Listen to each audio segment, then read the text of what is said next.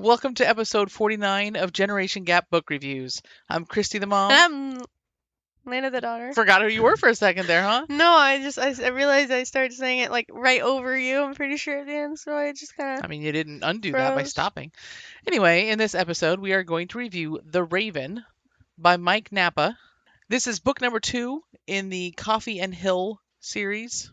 We reviewed book number 1, which was called Annabelle Lee, in episode 72. Well, actually, in 2 different episodes. I reviewed it in episode 18 because I had read it and Lena hadn't. It's over here. Then later she read it and she reviewed it in episode 37. And if you're wondering if you happen to notice that this is called The Raven and the first one is called Annabelle Lee, and those are both works by Edgar Allan Poe, that's because there are references to Edgar Allan Poe. Actually, this one really has references to Edgar Allan Poe. Clearly, I get the feeling that Mike Nappa is a big fan. Of Edgar Allan Poe. Well, yeah, I figured that was implied.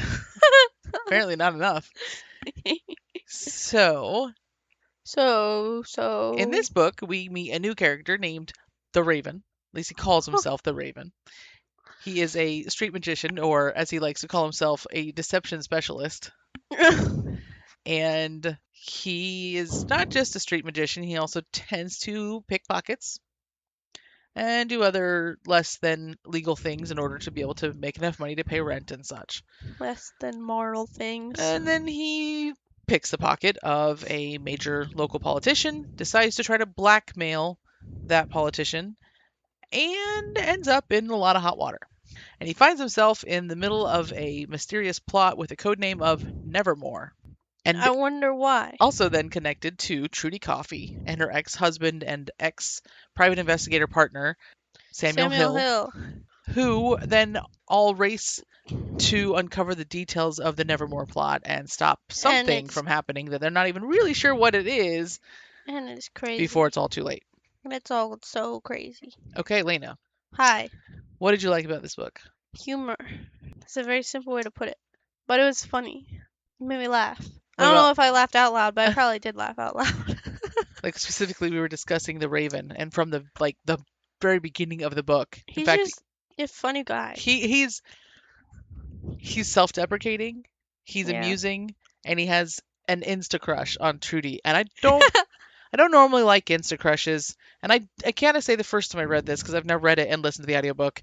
I didn't really care for his insta crush, but the truth is, it was downplayed enough, and it added to the amusement. It kind of fit his character, really. Yeah. Yeah. Now, I feel like there was some character development in this book. I'm not gonna say who, but I feel like there was character development. We're not allowed to know whose character was. Is it a spoiler for the book to know whose character got developed? Do you want me to tell you? Yeah. Like the Raven and Hill, I feel like had some kind of development. But why is that a bad thing to say? I don't know. Because it just feels weird to say that these specific characters that's developed. Totally fine. It's not a spoiler to say that they have good character development. Okay. I think the Raven had great character development.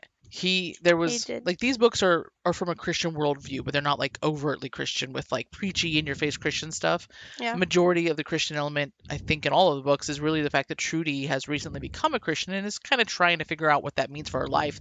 Yeah. But the Raven brought a different stance. Yeah, his arc was really good. I mean, really good.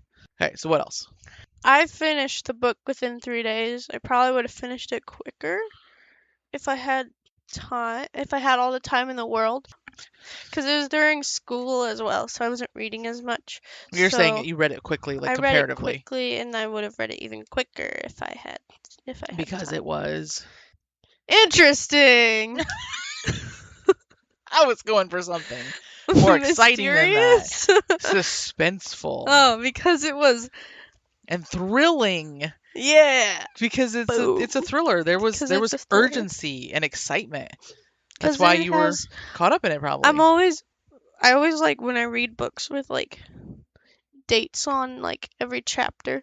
I'm always like trying to put together how much further along, like how many days whatever. You know what I mean? Yeah, I know what you mean. I It's I pretty. don't do well with that because I can't remember what the last one was, so it doesn't do me any good to see the next one. But this book was better at that because not only was there a date, it also would say 3 weeks till Nevermore, 2 weeks till Nevermore. Like it gave you the countdown, which added so much to the suspense. Yeah. See, this book had a lot of jumping around in time.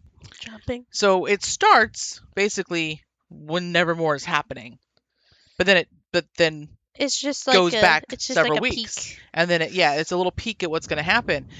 But even within each chapter, when it would say, "Here's the date." Oftentimes, it would then the chapter would start, get a page or two into it, and then it would jump back and tell you something that happened in between, like this chapter and the previous one, or Oh, something like yeah. that.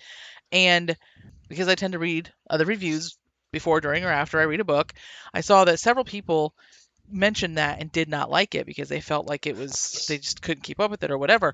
I liked it. I didn't have any problem keeping up with it, and I really thought it added to the suspense.